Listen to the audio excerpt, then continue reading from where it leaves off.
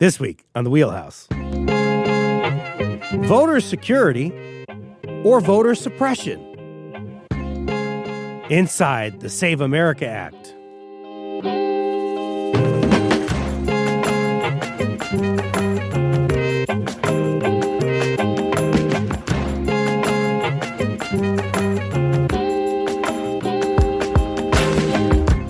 For Connecticut Public, I'm Frankie Graziano. This is the Wheelhouse, the show that connects politics to the people. We got your weekly dose of politics in Connecticut and beyond, right here. Federal Republicans are working to enact stricter ID requirements ahead of midterm elections in November. The Save America Act has already passed the U.S. House. Today on the Wheelhouse, we look at the proposal and the ramifications it may have for American democracy. U.S. Congresswoman from Connecticut, Rosa DeLauro, will share her thoughts on that as well, so you're going to want to stay tuned for that. But first, President Donald Trump delivered his State of the Union address last night. There was also alternative programming as some Democrats skipped the Trump speech in favor of throwing their own event on the National Mall. Here to talk with us about what went down on Capitol Hill last night are two professors invested in America's future.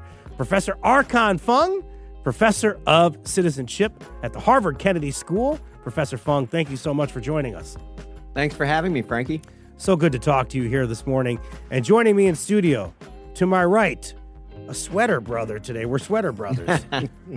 Bilal Siku, he's the Hillier College Associate Professor of Politics and Government at the University of Hartford. Good morning, Frankie, and go Hawks and go Buckeyes. Go Hawks, go Buckeyes. The red-tailed hawk will fly in the snow, even though we're all really bedraggled here nowadays by the snow. Did you watch the State of the Union? What about the other one, the People's State of the Union? Or maybe you were binging something on Netflix instead. I don't know. Tell us about it. Hit us up on our YouTube stream or call us 888-720-9677. Let's talk about last night's State of the Union address. Bilal, any impressions there? Maybe not necessarily. I don't know how long people are watching this thing for. It's a long speech. Right. No matter what you think about journalism outlets, pretty much all journalists are in agreement that it was, and all outlets, right, it was a marathon. And actually for me, let me just sort of step 10,000 feet on this thing, right? I normally, over the years, teaching, have encouraged my students to watch the State of the Union address. I think in recent years, especially this State of the Union we saw last night, it really points to, I think, a real troubling shift in the meaning and the purpose of State of the Union addresses. And so last night, what we saw was a great deal of hyperpartisanship. We saw amazing moments of, 2 or 3 words and then a standing round of applause. It felt more like a reality TV show and sort of an entertainment sort of moment, rather than talking about where the nation is at, the issues the nation faces, and also proposals to deal with some of those challenges going forward. And I saw a lot less of that occur last night. And I think that, to me, is a troubling sign for our political system at this moment, but also what the meaning of a State of the Union address actually is. Do you go or do you not go is a big question. And D-Conn, I'm going to get your take on that in a second. I'm going to play you a clip first. Some Democrats skipped the State of the Union, holding a People's State of the Union, with Connecticut Senator Chris Murphy speaking at the event. Murphy spoke from the National Mall. You'll hear from him about why he skipped out on the Trump speech. Here it is. This union is in crisis right now. By lawless law enforcement, our democracy is wilting under ceaseless attack from a president who wants to be a despot. Millions of Americans are losing their health care because the president has chosen corruption to pad the pockets of his billionaire friends instead of helping average Americans. You're not going to hear any of that in that speech tonight. But by being here for the People's State of the Union, you are going to hear the real story of America. If you're watching this, you'll see to his left is Farishte Gonjave, who's a guest of his. Now we're going to hear from her, and she works in Connecticut as an advocate for migrants. Take a listen to this as well, D-Conn. Mothers have called me asking, it is safe to go to my child's appointment. Women have asked if they should cancel English classes.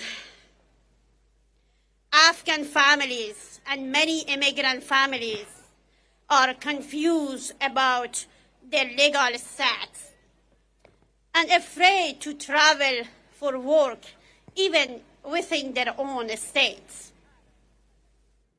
Before we talk about go or don't go, I guess the big message that folks are having here is you see that was broadcast on moveon.org. They spoke about an hour before Trump did. They're talking about things that you're not going to hear in the State of the Union, and or at least what they were predicting an hour beforehand. And they were right. There wasn't necessarily any mention of the Epstein files in the State of the Union last night. But a big part of that messaging was about ICE and law enforcement, Epstein and that case, and healthcare costs. And that's the point, Archon, is that they're saying that you're not going to hear that in Trump speeches. Yeah, I think we didn't. Well, we certainly heard about immigration in the president's speech. We didn't hear about the killings of Alex Preddy or Renee Good. I guess to your question, I do think it's important for Democrats to go to the State of the Union. I think it would be good to tamp down the tendency of political appearances to be social media spots and to introduce a little more, reintroduce a little more listening and conversation and deliberation. And I really believe in giving everyone every opportunity to do that. And I think Democrats and other people who are opposed to the administration policies have plenty of other opportunities to talk about those issues, which I absolutely agree are very, very important. It's the kind of political theater part of it that I understand why Senator Murphy and Donald Trump feel like they have to create political theater on social media. But I think it degrades our political deliberation and our deliberation in this democracy. Couple of things I'm going to point out to you, Bilal, and I'm just going to try to say this as a journalist as best as I can. In the lead up, a lot of the talk was about if you're going to go, if you're a Democrat, sit there quietly and listen. There's a couple of things that happened when Democrats did show up yesterday. Yeah. There was what we saw with Al Green, the protest with the sign. There was a few moments that I want to remark here. There was Nancy Pelosi. You talked about hyper-partisanship. Trump didn't have anything nice to say about Nancy. He never really does. And then there was the part where they were talking about stock trading and making it illegal. And that's, of course, a snipe at Nancy Pelosi. But Elizabeth Warren stood up during that and clapped. And that seemed to distract the president, I think, is to be fair, when that happened. So go or don't go. Right. For me, I think, and I think Chuck Schumer summed it up well, this is a decision that every lawmaker needs to make. But I think for me, it brings me back to my larger point about what is the actual purpose of the State of the Union address. And at least I can imagine for the next couple that we will see the hyperpartisanship, the attacks on opponents. I mean, we haven't seen presidents who point to the opposition party and say they're crazy. We haven't seen, situation where, and this isn't just during the Trump era, but even going back to the Obama era, where the decorum of that moment is broken, where people yell things like "you lie" or stand up. So I think that moment has really changed quite significantly, and it really is a sign of the deterioration of our sort of national politics and our ability to use these sort of ritualistic moments that are part of our system to really, again, deal with the issues that are important to the American people, to talk about policy solutions to those problems, to use this as a moment to unify the country. This president speaks to his base. Those are the only people he's really interested in talking to. And in many ways, that talk last night was more like one of his political rallies that was designed to excite his base about what he does. And this is setting aside a real discussion about whether anything he really talked about of substance actually was factual, which is a whole different conversation the racism and xenophobia that was on display in his speech, the attacks on the Somali community, the confrontation that you're talking about at the very beginning with Representative Al Green, who brought out a sign and said that blacks aren't apes, which is a response to the video he posted, which was directed at Barack Obama and his wife. And so this has turned into a circus. It's crazy that you just mentioned that. I had a visceral reaction to that. That's 2026 in a nutshell. That somebody has to bring a sign that says that. And before I get to you, Archon, you're talking about hyper-partisanship. They played a clip on CNN yesterday when they had Nancy Pelosi on the show. And, of course, Nancy Pelosi hasn't gotten any sort of respect from Trump. But they played a clip of a Bush State of the Union when he says, I get to say this for the first time, Madam Secretary, and then she gets a standing ovation. Different times, Archon, in America in 2026. Yeah. Hey, Bilal, I'm wondering, I have mixed feelings about the Al Green. I think it was very appropriate for him to put up the sign because the post that went up on the president's True Social account was so abhorrent and racist. But then it creates, I think that was a social media moment that the president was looking for, is to demonstrate that Representative Green and Representative Omar are, to depict them as angry, off the chain, irrational. But I think in both of those cases, I applaud their pushback, but I don't know if it's going to be successful politically. It may be more successful for the president politically. And again, I think this speaks to the base. I mean, for many in the black community, the attacks on Barack Obama, who is still one of the most popular people on the face of the planet, and certainly within the black community, I often joke with people that my mother can tell me when his birthday is, but she struggles to remember my birthday.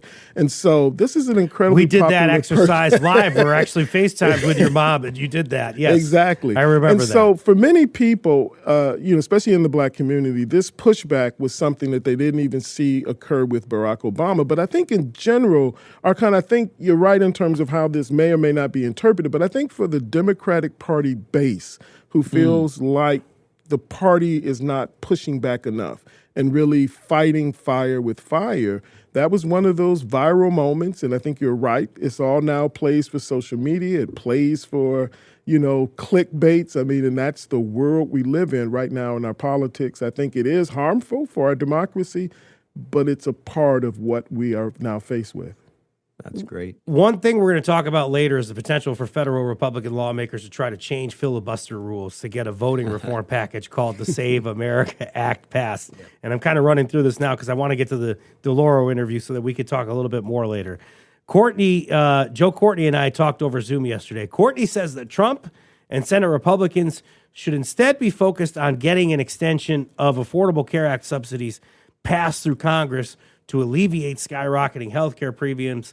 One of his guests that he brought down to D.C. is a constituent from Mystic, and this is Lee Burdett Williams. Let's hear from her. She says she and her spouse are now paying $2,500 a month for health insurance that used to cost $750. We are very fortunate that we are able to pay this high premium every month.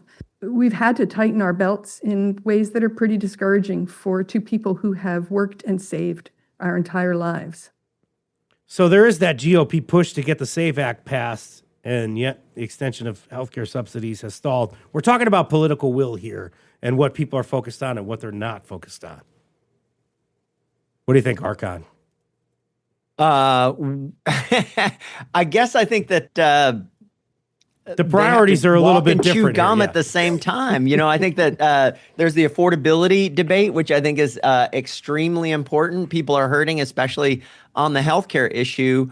But then there are the range of issues that are not about affordability, that are more core issues for the traditional progressives, like the creeping authoritarianism, ICE, Democratic backsliding.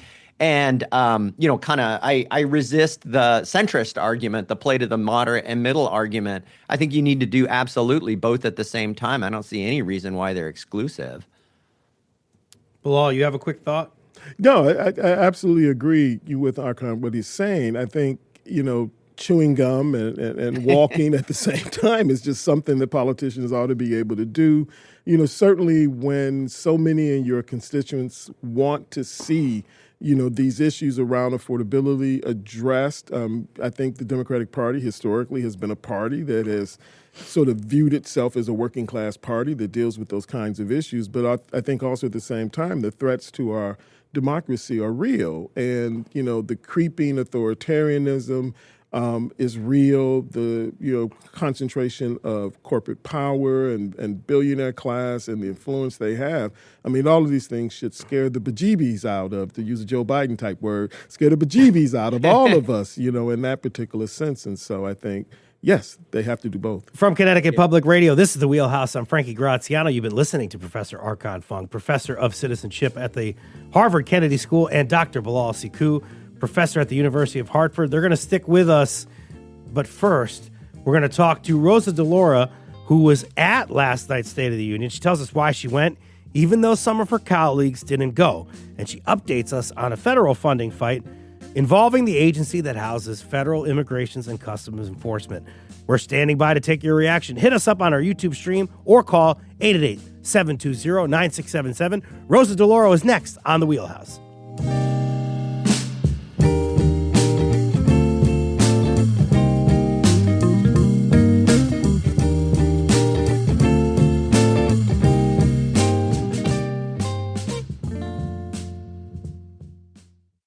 This is the Wheelhouse from Connecticut Public Radio. I'm Frankie Graziano.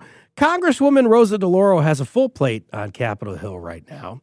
She presumably took a break last night from brokering negotiations on a federal funding resolution involving money for the Department of Homeland Security, taking President Donald Trump's State of the Union address. I spoke to her Tuesday, a few hours before she went down to the chamber to hear Trump speak. Here's that conversation. Now I'm joined by Congresswoman Rosa DeLauro. Congresswoman DeLauro, so great to have you on the show today. Thank you for joining us. Wonderful to be with you, my friend. Thank you for joining us from Capitol Hill. We appreciate having you on the show. We're taping this hours before the State of the Union address, so people are going to see it live on Wednesday morning, they're going to see it on Wednesday morning. But help me just understand this. You're going to the State of the Union. Some other folks aren't going. Help me with your decision to go and why it's important to go. In your mind? Well, I'm a member of the Congress. The president gives a State of the Union address every year around this time. And so I think it's part of my job to go and to listen to what he has to say. It's very simple. It's my job. What about for the other folks that aren't going, your colleagues that are going to be going to the... Everybody makes their own decision. I don't, I don't comment on what others want to do. I know what I'm going to do. There's reaction in real time to what's going on within the administration. That also involves funding, and there's all the work that you're doing in appropriations to try to make sure that the Department of Homeland Security can get some funding. Can you kind of update us on what's happening there? Sure, I'm happy to do that. And so that people know, funding for the Department of Homeland Security has lapsed.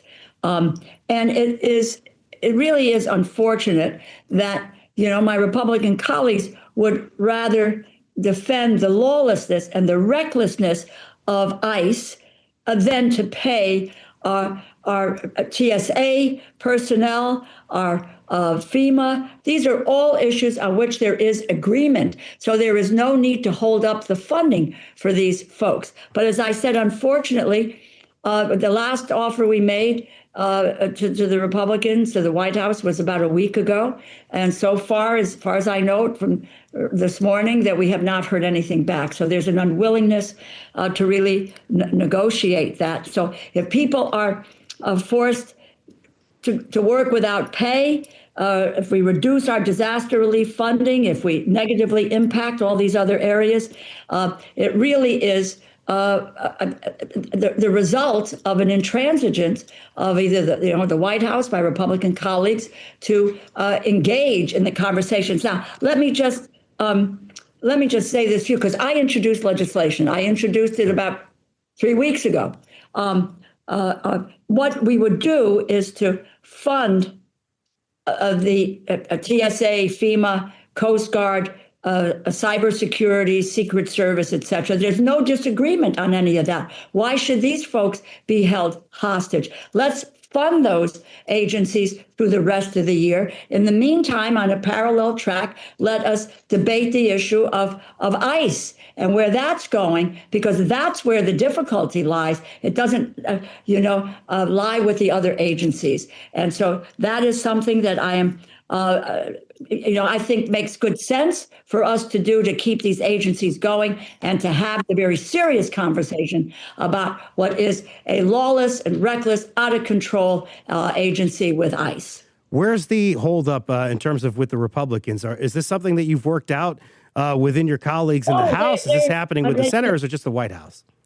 No. I mean, the legislation is there. We're getting co-sponsors, but my Republican colleagues are not, getting on the bill and so forth. But we're looking at various ways in which we can, get this bill at least in some way to the floor of the House and so forth to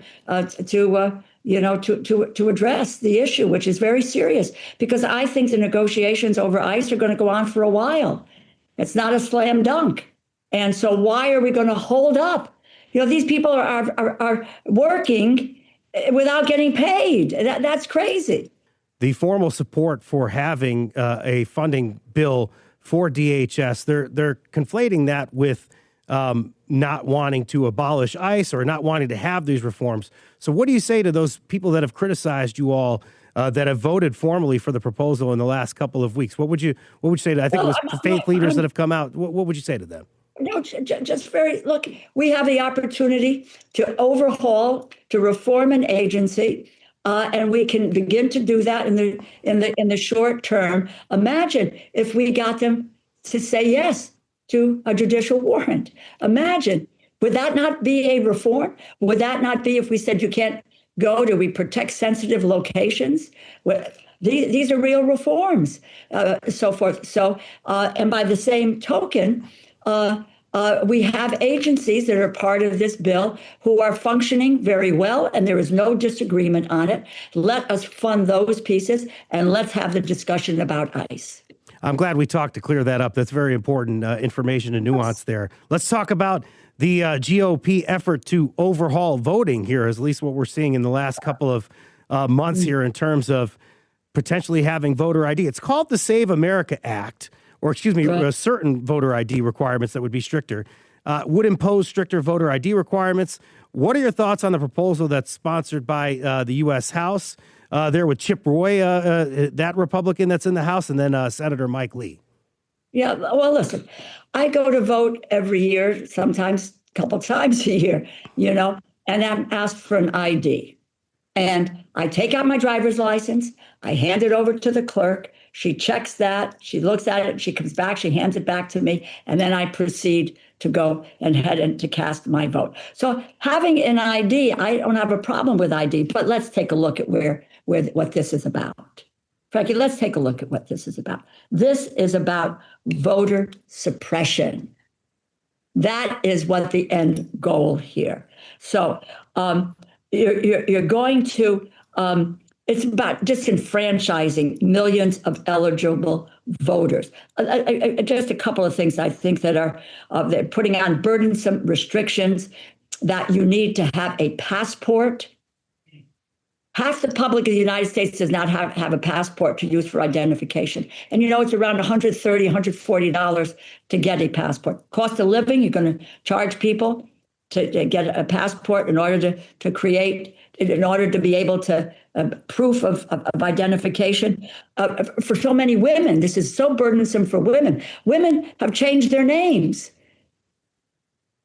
And then you got to go back and get a birth certificate or some other. Hard enough to change your license after you change your name too, yeah. Oh my God. But my point is, this is the point. No one says that you shouldn't have a way to identify yourself. We've had the system in place. And, the SAVE Act is based on a lie that President Trump has continually peddled since January 6th, that there is widespread voter fraud. There is not. And that has been documented. And so what this, again, is, it is about voter suppression.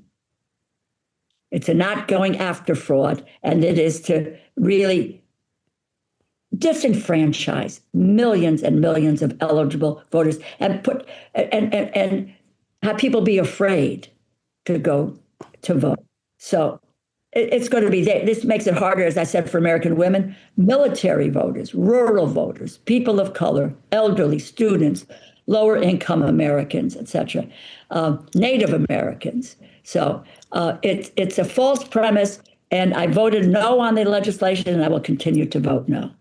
You can help us out with this because it seems like from an outsider's perspective that things are sort of changing on a daily basis down in Capitol Hill in terms of when the filibuster might apply and when it might not. So at least what we're hearing from the outside is that while this is obviously passed the House, in the Senate, there's talk about Republicans maneuvering around the filibuster to make it happen. Maybe it's going to take a majority vote rather than 60 votes, a simple majority vote. So help me understand what you're hearing on that front. Well, look, my sense is that there's the same kind of understanding of the very nature of this legislation in the Senate as there is in the House. That again, these are ways in which to suppress the vote. Now, that has this is not the first time that it's happened. I mean, I think the Trump administration has looked for any number of ways to suppress the vote and to make people ineligible to cast a vote here. So, hey, you're talking about voter suppression here. Is there a concern when you hear about voter suppression? You're actually talking about this in your office. Are you concerned about our democracy when you have to talk about something like that? Look, you know how many people died for the right to vote in this nation? It's fundamental. It's who we are. It's why. As I say, this is premised on this lie that the president has made over and over again. He can say it as many times as he'd like, but it's still a lie that there's widespread voter fraud. That is not the case. And people have fought and died to be able to cast a vote. And this administration, this president, what he wants to do is to deny people a vote and to disenfranchise them. And it is fundamental.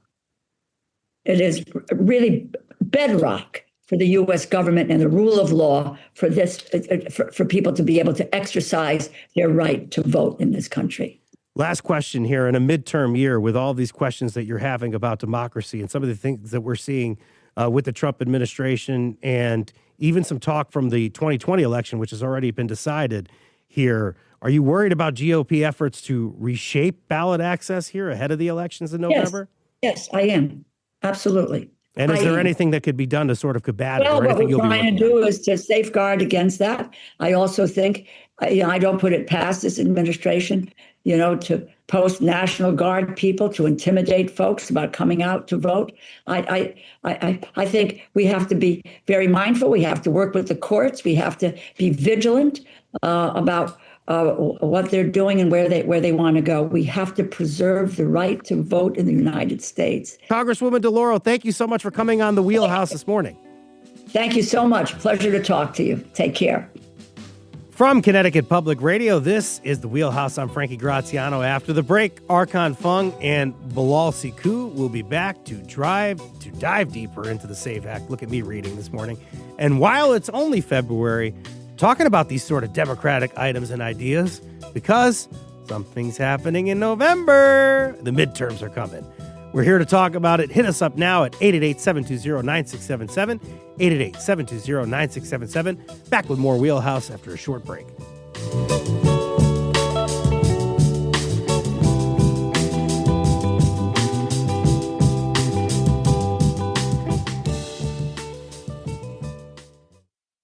This is the Wheelhouse from Connecticut Public Radio. I'm Frankie Graziano. We heard from Connecticut Congresswoman Rosa DeLauro with an update on what's happening on Capitol Hill from a GOP-led voting reform package called the Save America Act to last night's State of the Union. Now back to take us through the SAVE Act and then into the midterm elections are Professor Arkan Fung, Professor of Citizenship at the Harvard Kennedy School, and Bilal Siku, the Associate Professor of Politics and Government at the University of Hartford. Call us in the next few minutes to get on before the show ends. Got about 16, 17 minutes left of airtime, so you better make sure you call right now. Taking calls on everything we can, everything we're talking about, State of the Union, SAVE Act, midterms. If you're brief, we could talk about anything, really. 888-720-9677.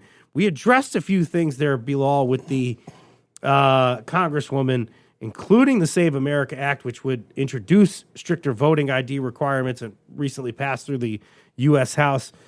She says it's a bill based on a lie. Claims of voter fraud in 2020 election haven't been substantiated in federal court. What do you say? Yeah. I mean, it's really hard to top anything she said. I think she laid out the case for why this is just bad public policy, and the hope is that the Democrats will hold the line and will not allow this to pass in the Senate. One of the things I'm struck by is that back in 2002, a Republican president signed the Help America Vote Act, right? And what is so sharply different about this effort, and the representative is correct, it is an effort to suppress voting rights. But when we think about the Help America Vote Act, it was about helping Americans vote. It did things like expand the number of documents you could use to actually vote on election day. And so in addition to photo identification, you can come in with, a receipt from a utility bill. I am a bit troubled because she's not the first Democrat I've heard say that they're okay with photo ID requirements. One of the things that was great about the Help America Vote Act is that it expanded the type of document that could be used in order to vote. Because what's at risk is probably about 9% of the population does not have a photo identification or easy way to prove their citizenship. We're talking about 21 million eligible voters who may in fact be prevented from I think voting, she's saying she's and that's okay a with problem. some kind of identification being shown. Yeah. And because you saw the turn there that Right. she said that it's not about that. But the way, yeah. but the way she describes it and the way she starts off about being asked for photo ID, you're asked for identification. You're not asked for photo ID. Photo ID is a form of identification that you can present. I think it's important to make that point because if you concede that ground, right, then it becomes a kind of poll tax. People have to go out and pay for real ID.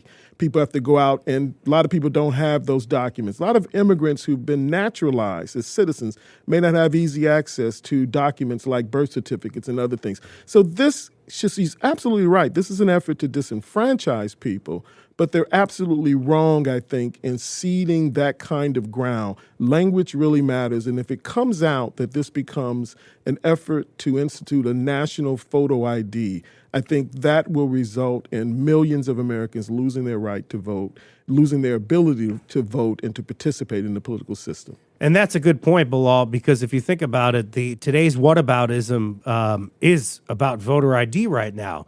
And if you are talking about the Save America Act, you're going to be asked, Archon, well, do you not want voter ID? Do you support voter ID at the polls? So that's kind of like what Democrats are dealing with on this issue, or at least the opposition. Yeah. So I think the current version of the SAVE Act is pretty bonkers, and it goes way beyond. Is that a Biden word, bonkers? Voter, yeah, it's a Bidenism. Way beyond the voter ID debates that we've been having for a long time. And so, I imagine we'll get into some of the details of the SAVE Act, and lots of people talk about, worry about the details and who's going to be disenfranchised. But I think there's like three things to worry about. One, which Representative DeLauro talked about, but I want to lift up here, is I think the main thing it's about is a narrative about what's happening in American politics. And the premise of the SAVE Act is that there are millions of people who are non-citizens who are voting, and it's a Democrat, part of a Democrat political ploy that begins with open borders to let a bunch of immigrants in who are non-citizens and then take over the political process by voting. And so that's the problem that the SAVE Act is meant to solve by requiring proof of citizenship to register to vote, and now in the most recent version, to vote. And so it's probably for a bunch of your listeners, Frankie, it seems like, oh, well, nobody really believes that. But that's not true. A lot of people actually believe that narrative to be true in public opinion polls. And the debate about the SAVE Act validates that narrative. It's like, oh, we have to have this major piece of legislation to solve this problem of massive non-citizen voting. But all of the actual kind of evidence is that there is minuscule non-citizen voting. So Utah went through its whole the voter rolls to find how many non-citizens, and they found one. And Texas has done a similar exercise, and Michigan has done a similar exercise, and Iowa has done a similar exercise, and it ends up being just a fraction of 1%, even in the Texas case. I'm gonna do what you're talking about here, and I'm gonna move the goalposts, as you're kind of alluding to right there. First of all, I'm going to do a journalistic interpretation of what Donald Trump said in the State of the Union last night regarding the Save America Act, and it goes as follows. Trump asked people to support the SAVE Act in his speech last night, repeating false claims about widespread non-citizen voter fraud. That's not what he said, but we're giving you a paraphrase version of it because some of that language you were alluding to was in his speech, and it was very divisive. And where it isn't true is in the federal lawsuits that were filed to try to figure out what happened in the 2020 election, where they say there was widespread fraud. 0-64 at last count in terms of trying to prove voter fraud. Now, Archon, you're talking about voter rolls. What's being brought up a lot of times as we hear this, and I watched all the shows last night, so it's in my head, is the purging of voter rolls and looking through this. You talked about Utah having one. In Kansas, I think there was 9. Some folks will then say, well, do you want to have any voter fraud at all? We're trying to purge the voter rolls here, and we succeeded because we got 1 or we got 9. That's one example of the goalpost sort of moving. So where are you at this conversation, guys? Are you willing to keep having it over the next 8 months here before the midterms? I'll let Archon start first if he's got a comment on that. Yeah, I feel like you're about to pull out a notebook. You're excited. I'm looking at him. He's eager with anticipation. I'm willing to have the secure elections conversation. Absolutely. I think there should be trust and only people who are eligible to vote should be able to vote. Absolutely. But the SAVE Act, again, is premised on this narrative that is just so flatly not true.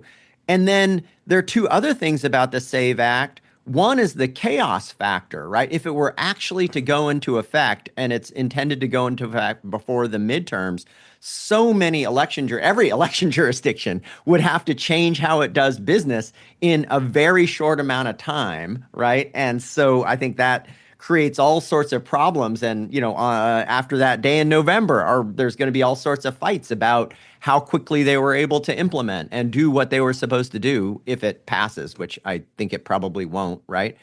And then the third factor is the disenfranchisement factor, which both Bilal and Representative DeLauro brought up. But that one is confusing to me, right? Old style poll taxes and, kind of getting voting booths off of college campuses, that's pretty targeted. But we don't know, I think, what the disenfranchisement effects of this thing would be were it to kick in. Like the states where the least people have the least likely to have passports are very, very red states, right? And so you're going to have a passport or a birth certificate to prove your citizenship to register to vote. And how does that cut in terms of Democrats and Republicans? And I don't really know. And by the way, it's illegal to vote in federal elections if you're a non-citizen. Yeah.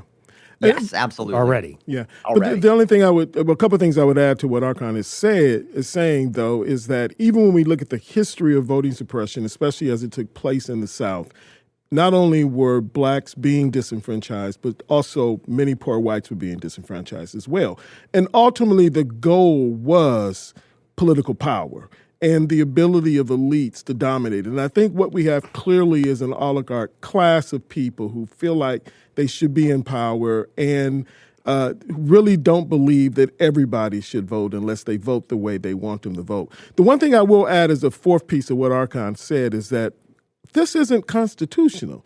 The U.S. Constitution leaves to the states the right to decide about the eligibility of voting. Some of these federal Republicans. It's in the 10th Amendment, Frankie.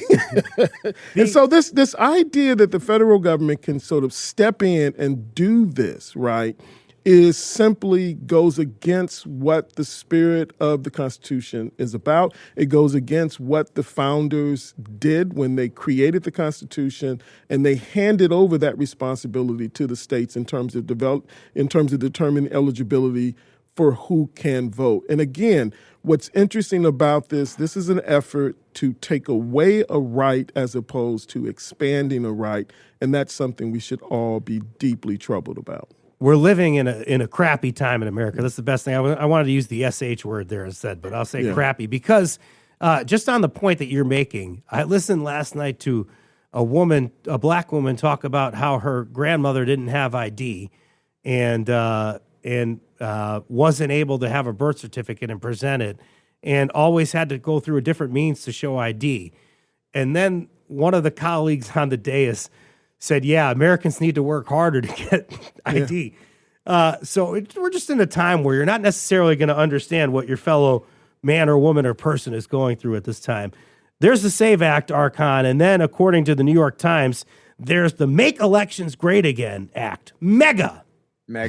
That includes other congressional efforts to sort of edit the electorate. That's one way to put it. Yeah, so MEGA would eliminate ranked choice voting. It would, I believe, require the states to go through and purge the voting rolls more often. And I think those are some of the main things that it would require. And then it would require strict voter ID, although the strict voter ID has been rolled into the current version of the SAVE Act is kind of my reading of what's happened, which is like important to understand. So, kind of MEGA goes a couple steps further. Yeah. And I really like what D-Conn has said, that this is premised on something that many people, especially in the base of the Republican Party, but also among a lot of Republican lawmakers, state elected officials, really believe this idea that the election was stolen. What I'm particularly nervous about, even if they don't succeed at the national level, I think we're going to see various parts of this implemented at the state level in red states. Chris in West Hartford, you have a phone call, and I'm going to have Bilal dissect it because he knows a little bit or two about voting rights in Connecticut. Go ahead, Chris. Yes, hi. I was wondering, in light of all of this, is there anything that the state legislature can or should do to protect our rights as voters in Connecticut? Shout out to Chris and shout out to the League of Women Voters in Connecticut. Thank you so much for the call, Chris. I'm going to go through this really quickly. Go ahead, Bilal. Very, very good question. I think one of the things that's interesting about Connecticut and my work with Common Cause and also serving at one point on the National Governing Board with D-Conn was that we really worked very hard in Connecticut to expand access to the vote here in the state. And so we did a number of things that you're likely to see roll back in other states. We've actually brought and introduced here in Connecticut. And I think our elections are safer than they are in many other places. We have a Secretary of State in Stephanie Thomas, who I think is really deeply committed to not only protecting our elections, making sure that they're secure, but also expanding access and opportunity. I think we have a governor who feels that way and also a legislature that also feels that way. So I'm less concerned, at least in Connecticut, with seeing those things roll back. Why I haven't been looking at you in your face and I've been digging into my iPad in the last couple of minutes is because I was trying to see the Connecticut Voting Rights Act. Right. We tried to codify, or at least we did, the John R. Lewis Voting Rights Act into law in Connecticut, right? Yeah, and that was accomplished here in Connecticut. And again, we've had success. We've expanded the voting rights of people on parole. We've expanded through adding on early voting. We've done no excuse absentee voting. They're still trying to figure out how to make that process work. But we've also added a number of other election measures that really expand access and opportunity in the state. And in that sense, Connecticut actually deserves a lot of credit. We did all of that because we were actually lagging behind in many ways in those areas. It was a very difficult journey. It took us about 20 years to accomplish a lot of this, but I think Connecticut has made tremendous progress. D-Conn, I have a sort of a hypothetical for you. I guess it's not a hypothetical because at least it's being bandied about in Congress right now. Are you for Congress requiring states to give their voting rolls to the Department of Homeland Security? I am not. Of course. I am not. for that. I mean, it's happening, and it's interesting that a large number, the vast majority of election officials, both Democrat and Republican, have resisted that initiative. I think in large part because they don't know what the federal government and what DOJ will do with that data at all. And, I think rightly they consider it part of their obligation to protect the data security of people in their states. So, no, I would not favor that. There's a lot of things happening in Fulton County, Georgia right now, Bilal, and we text about this a little bit back and forth, trying to figure out what's happening there. And again, the legislation, the litigation has dictated that the Trump administration is not winning in federal court, trying to prove that the 2020 election had widespread fraud. Yet they're digging into votes, and they actually seized some, as I understand it, in Fulton County. What does that kind of have for the future? It'll be interesting what D-Conn has to say after what I say. But I really think this isn't about finding evidence of fraud. This is about continuing to sow the seeds of doubt about the integrity of our elections, right? And so this continues that sort of broader narrative of massive election fraud, the belief that you really can't trust the outcome of elections, especially if Republicans, for example, lose, then that clearly is evidence that fraud or that the election was stolen. So I think what seizing the ballots in Fulton County, and also what will likely happen going forward into 2026, where we will see an uptick in ICE activity in a number of states, especially blue states, especially critical battleground areas of the country, we're likely to see, and they've even talked about— What does voting have to do with immigration and customs enforcement? And again, the idea is intimidation. The idea is sowing seeds of doubt about the integrity of the election, the outcome of the election, unless it's an outcome that the president approves of. And I think ultimately that is the goal. They're not going to find anything. There have been multiple audits in Fulton County. You're not going to find anything. D-Conn has already talked about the research that's been done. Even the Heritage Foundation did a huge study of voting that occurred and found very little evidence of any kind of real sort of voter fraud. And so this is a red herring, but it's really designed to sow seeds of doubt. D-Conn, this is from the White House. Voter ID is extremely popular with Americans. Fact, it says. 83% of Americans favor requiring all voters to show government-issued photo ID to vote. So you talked about them using one part of the narrative to say that people want this. Do people really want this? What do the public opinion shows? The public opinion, I think that's right. The public opinion is in favor of voter ID. But are they in favor of the SAVE Act, I think is the question. Yeah, I should. That's very different. Yeah. The SAVE Act requires proof of citizenship, which amounts to a passport or a birth certificate for most people, which is much, much, much more demanding than just about any state's voter ID. I mean, I think there are probably 4 or 5 that have driver's licenses that testify to citizenship, but it's much, much more demanding. I wanted to go back to Fulton County for a second. I have a scarier kind of interpretation. The scarier thing about, certainly Bilal's correct about the backward looking, Trump believes he really won Georgia. We only have about 30 seconds here, D-Conn. Sorry. Sorry. The scary thing about Fulton County is that it sets a precedent. So what if the FBI and the DOJ seize ballot boxes in November 2026 in jurisdictions where they suspect that there's voter fraud? And that breaks the chain of custody of the ballots, and it becomes very difficult to determine who actually won those jurisdictions. We ran out of time, unfortunately. Man, I could have talked about this with you guys all day. Professor D-Conn Fung, Harvard Kennedy School professor, thank you for coming on the show. Thank you, Frankie. And Dr. Bilal Sekou, professor at the University of Hartford, thank you so much. Thank you. Today's show, produced by Tale Ricketson. What a show it was. Edited by Patrick Scale. Thank you to Dylan Reyes and Bradley O'Connor and the rest of our crew here, and Megan Boone. Download the Wheelhouse anytime on your favorite podcast app. I'm Frankie Graziano. This is the Wheelhouse. Thank you for listening.